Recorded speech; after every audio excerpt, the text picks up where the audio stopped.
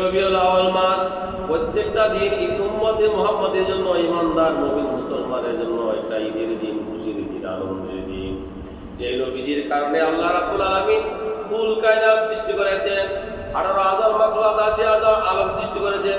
যেই নবীজি এই জমিনের মধ্যে তাকিয়া আঙ্গুল মোবারকে দিয়া হাত ইশারা করার সাথে সাথে আকাশের চাঁদ দ্বিগুণিত হয়ে গেছে। যেই নবীজির আগমনের কারণে আল্লাহ রাব্বুল আলামিন তাম পৃথিবীর পবিত্রতা ঘোষণা করেছেন। তোমার মতো আমার মতো হাজার হাজার সলিমুল্লাহ কুলিমুল্লাহ এই দুনিয়াতে আসলে আল্লাহ রাব্বুল আলামিন এই জমিনটা পবিত্র বানাবেন না, কিন্তু আমার নূর নবী, জিন্দা নবী, হায়াতুল নবী, মিলাদুল নবী, কামলেওয়ালা নবী, রহমতের নবী, বরকতের নবী এই দুনিয়ার জমিনের মধ্যে আগমন করার সাথে সাথে আল্লাহ রাব্বুল আলামিন কুল কায়নাত আল্লাহ সমস্ত পৃথিবীটা আল্লাহ রাব্বুল আলামিন পবিত্রতা ঘোষণা করেছেন। এই নবীজির মিলাদ শরীফ আল্লাহ নিজে করেছেন, সাহাবায়ে কেরামরা করেছেন। এজন্য প্রত্যেক রবিউল আউয়ালের মাসের প্রত্যেকটা দিন উম্মতি মুহাম্মাদের ঈমানদার মুমিন মুসলমানের জন্য একটা ঈদের দিন, আনন্দের দিন, খুশির দিন। এজন্য সর্বপ্রথম আমার রাসূল সাল্লাল্লাহু আলাইহি সাল্লাম যখন জমিনের মধ্যে আগমন করেন, আবু লাহাবের দাসী সুহাইবা বলতেছেন, খাজা আব্দুল্লাহর ছেলে দুনিয়াতে আগমন করেছে।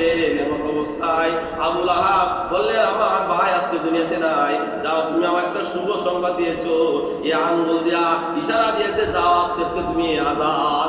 কিন্তু আবু লাহাব একজন কট্টরপন্থী কাফির ছিল, কুফরির আকীদা পোষণকারী কাফির ছিল। কিন্তু আল্লাহ রাসূল সাল্লাল্লাহু আলাইহি সাল্লামের মিলাদে সে খুশি হয়েছে। হযরত আব্বাস রাদিয়াল্লাহু তাআলা আনহু বলেন, স্বপ্নের মধ্যে দেখলেন আবু লাহাবকে জিজ্ঞাসা করলেন, আবু লাহাব তুমি কি অবস্থা আছো? তিনি বললেন, আমি তো কুফরি অবস্থায় মারা গেছি, কিন্তু আমি একটা জিনিস আমার ফায়দা হয়েছে, আমার রাসূল সাল্লাল্লাহু আলাইহি সাল্লাম মিলাদের মধ্যে আমি খুশি হয়েছিলাম, আর জন্মের দিন আমি খুশি হয়েছিলাম, আনন্দ খুশি হইয়া আমার দাসীকে আঙ্গুল দিয়া সুহাইবাকে আমি আজাদ করে দিয়েছিলাম, যার কারণে আমাকে জাহান্নামের মধ্যে সর্বক্ষণ শাস্তি দেওয়া হয়, কিন্তু প্রতি সোমবারে আঙ্গুল দিয়া ঝর্ণা দিয়া পানি বাহির হয়, এই পানিটা যখন মুখে দিয়ে আমার 7 দিনের আযাব হালকা হয়ে যায়। এজন্য যারা ঈদে মিলাদুন নবী করেন, অনেক সময় যারা এই ঈদের চেতনা উজ্জীবিত আছে, এই ঈদের চেতনা উজ্জীবিত যারা আছে, তারা কয় আমরা হলো লাহাবী, কিন্তু আবু লাহাব তো ইমানদার না, আবু জাহল তো বেঈমান অবস্থায় তিনি দুনিয়াতে বরণ করেছেন, তিনি তো কুফরি অবস্থায় মারা গেছেন, তিনি তো ইমানদার অবস্থায়, তিনি যদি নবীর মিলাদ খুশি হতো, আল্লাহ রাব্বুল আলামিন তার কবরটা জান্নাতের বাগান বানাইতো।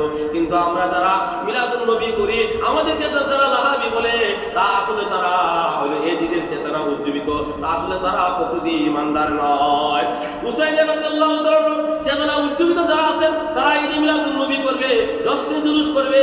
এই যে আল্লাহ রাসূল সাল্লাল্লাহু আলাইহি সাল্লাম দুনিয়াতে আসছেন, এটা একটা রহমত, উম্মতি মুহাম্মাদের জন্য ঈদে মিলাদুন নবী পালন করা এটা একটা নিয়ামতের শুকরিয়া হিসাবে। কেউ যদি নিয়ামতের শুকরিয়া কিভাবে আদায় করা যায়, নিয়ামতের শুকরিয়া দান সদকার মধ্যে আদায় করা যায়, নিয়ামতের শুকরিয়া কি করা যায়, মিলাদ মাহফিলের মধ্যে আদায় করা যায়, নিয়ামতের শুকরিয়া আলোচনা সভার মাধ্যমে করা যায়, নিয়ামতের শুকরিয়া কোরআন শরীফ তেলাওয়াতের মাধ্যমে নিয়ামতের শুকরিয়া আদায় করা যায়। আবার কেউ যদি নিয়ামতের শুকরিয়া রাজপথে জশ্নে জুলুসের মাধ্যমে, ঈদে মিলাদুন নবীর মাধ্যমে এই নিয়ামতের শুকরিয়া আদায় হয়। আমার রাসূল সাল্লাল্লাহু আলাইহি সাল্লামকে আল্লাহ যদি সৃষ্টি না করতো, আল্লাহ কুল কায়নাত আসমান জমিন চন্দ্র সূর্য কোনো কিছু সৃষ্টি করতো না।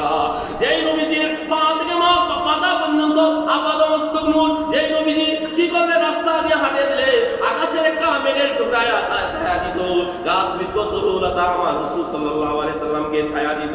যেই নবীজির কারণে আল্লাহ রাব্বুল আলামিন আসমান জমিন বেহেশত সাজাইছেন, ওই নবীজি আমাদের মতো মানুষ না।